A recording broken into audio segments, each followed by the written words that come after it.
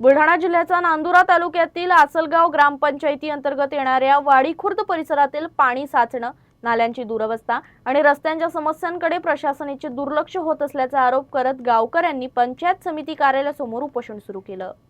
उपोषणादरम्यान महिलांनी पावसाळ्यातील पाणी प्रश्न तातडीने सोडवण्याची मागणी केली।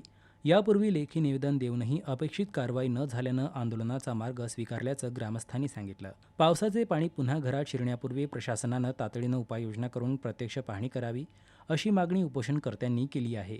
पंचायत समिती प्रशासन वाडी खुर्दच्या नागरिकांच्या या समस्येची दखल घेऊन काय कारवाई करते याकडे नागरिकांचं लक्ष लागलं आहे।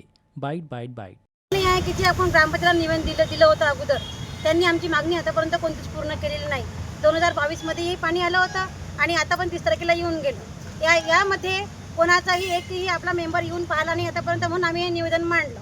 निवेदन असं मांडलं की आम्हाला आमच्या नाल्या आणि जे रस्ते जे तिथून नाला आहे, मेन नाला आपल्या ज्यामध्ये आपल्या इच्छापण जातो, आपण तो मसंटीपासून जातो, तो नाला पुरा लोकांनी पॅक करून घेतलेला आहे। तो नाला आम्हाला मोठा करून पाहिजे आणि नाल्या पूर्णही मोठ्या करून पाहिजेत आणि रोडचेही पण कामं पूर्ण अटकलेले आहे आणि त्यापासून आमच्याकडे एकही मेंबर येऊन पाहिलेला नाही आहे इथपर्यंत।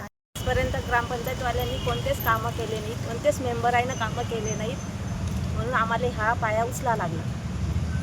म्हणजे तुमच्या नेमक्या समस्या काय आहेत? म्हणजे आमच्या गोचरे लाऊटमध्ये कोणतीच सुविधा नाही केली, ना लाईटाची नाही केली, रोडाची नाही केली।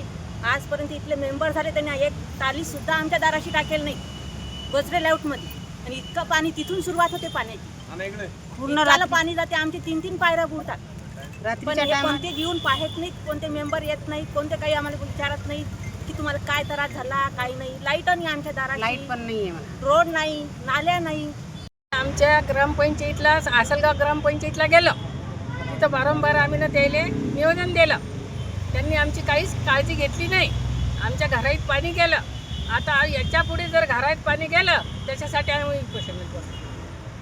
म्हणजे नेमक्या तुमच्या समस्या काय आहेत? आमच्या समस्या आहे की आमच्या घरात कंबर पाणी, मांड्या पाणी, टोंग्या पाणी होतं। ते कशामुळे गेलं? ते नाली आहे ना, ते नाल्या आहेत लहान, त्या नाल्यामुळे आमच्या घरात पाणी घुसलं।